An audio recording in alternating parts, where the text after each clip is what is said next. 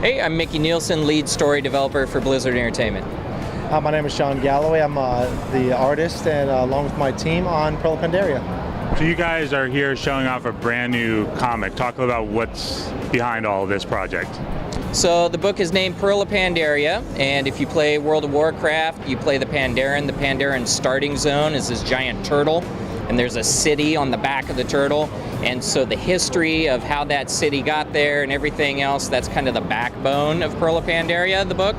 And then you also get into these amazing characters and their story, especially a little Pandaren cub named Lily, as she discovers that life is an adventure.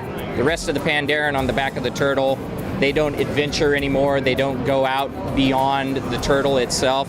So she's discovered that she's going to go out and she's going to find her Uncle Chin, and she goes on this amazing adventure. Can you talk about the art style?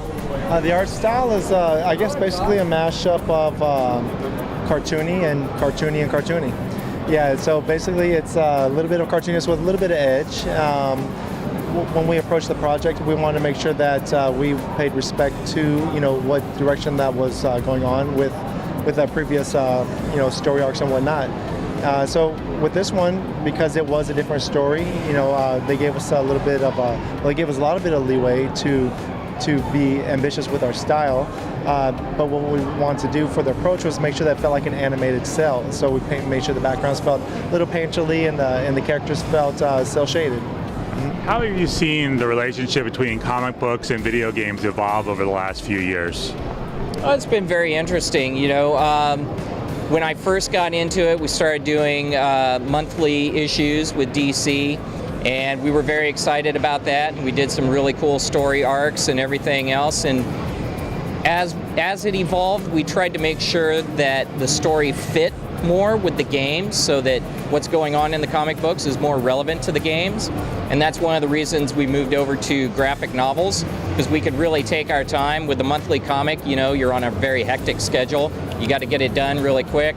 So we said, okay, we want to take our time. We want to develop these graphic novels, and that allowed us to integrate the story more with the game. So you want to know how they kind of... How do you see this marriage evolve? Oh yeah, the marriage is great. They're doing great. Haven't had any divorces yet. It's going great. Amicable. Yeah, so I mean, I think it's the way that things are going, in general, is like comics they're seeing this great IP, and they want to, be able to not enhance story, but maybe, how would you say it, Micky? Maybe Enrich the story. Yeah, right. It enriches, exactly. Enhances.